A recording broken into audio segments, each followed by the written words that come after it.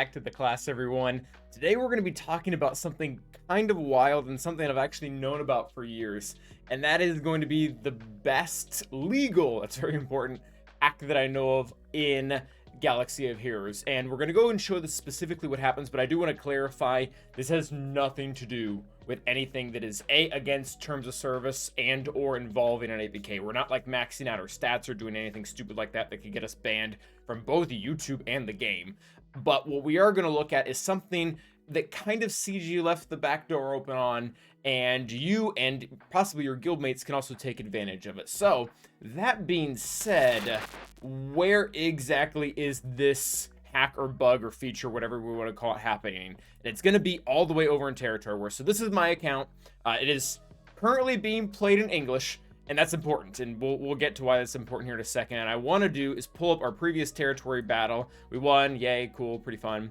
That's not really what we want to look at here, but if we go in and we look at the last zone that we were defeating, we see this log here that really isn't that helpful. You know, it tells us that Fatalorian got 20 banners, or 18 banners, or GoCubs got 20, or Brill got 9 banners.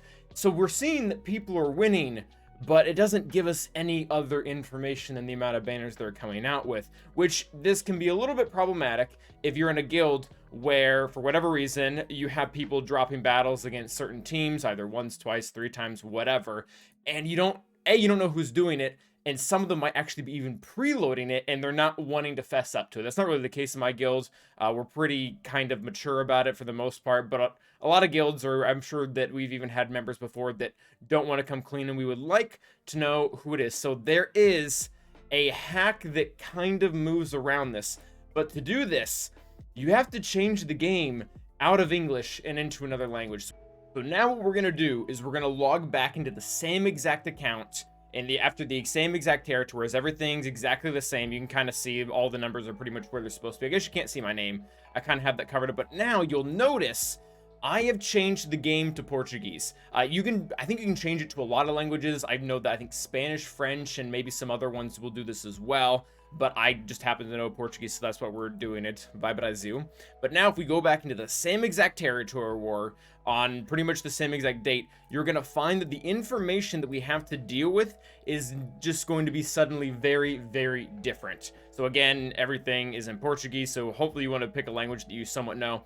But now we have a lot more data and info to work with than we did before. Before we were just seeing, you know, someone got 9 banners, someone got 10 banners, and while you could guess that that person was the person that failed twice, there's really no way of knowing that when you're viewing the game in English. Now, when we turn it around to Portuguese or another language, we're going to see in here that there are these other entry of names. So first off, we have extra data now, which is great. But secondly, we need to know how to interpret it. So what we're going to do here, what I'm going to explain is each one of these names appearing is someone entering battle and someone leaving the battle. And if the battle happens really quickly, it'll all kind of post at the same time. So we can see, for example, we see Brill here, he got 9 banners. This one right here that's happening the exact same minute, we can see that is him entering the battle, and this one's him leaving the battle. We have GoCubs here, we're seeing that he got 10 banners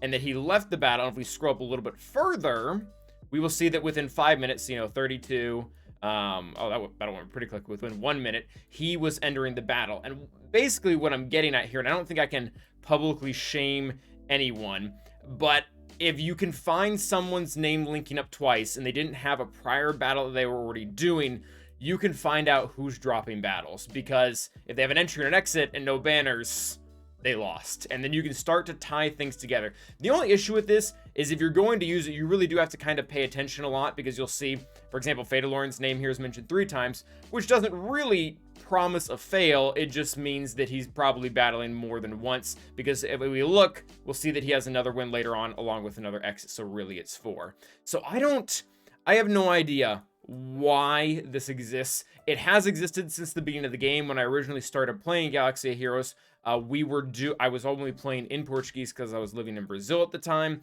But as I started to move to the States and also started to make content, mostly speaking in English, I then switched over. But I used to use this as a Territory Wars officer, where if we didn't know who was doing what, all I had to do was open this log, make sure I had enough time to go back, because it's worth mentioning, and this is both English, Portuguese, whatever. These logs only go back for a few hours. They don't date all the way back to the first 24. In fact, I think, okay, so we have, this one goes back 3 hours, but if we keep looking, I think eventually, yeah, they do have a cutoff to the point. Oh, wow, actually, this one does show quite a bit. So this is quite a bit more useful than I was anticipating. But you can use this, and if you don't want to have to change your whole device into a different language, one of the things that I actually did was I created a completely separate instance with BlueStacks, where I went in and I switched this one's primary language to Portuguese. So all I have to do is I play my normal game on a normal setting of BlueStacks. I then cloned it and then put in the primary language as Portuguese. I don't really do this because I'm not an officer in my current guild, but it is a tool that can be helpful. And really, even if you're not an officer and you're just wanting to know who keeps preloading those Lord Vader teams and leaving them all the way up, so the fact that nobody can beat them now and they're just getting completely run over, this is the way to do it. So again, this gives extra data, and just being able to interpret correctly is really where the hack is. And I have no idea.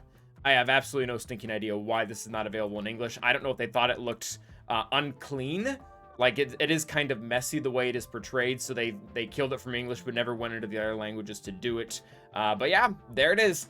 The biggest hack, or biggest legal hack that I know of to do in Galaxy of Heroes. It is a little bit of a bummer that it's specifically to Territory Wars, although I don't know really how.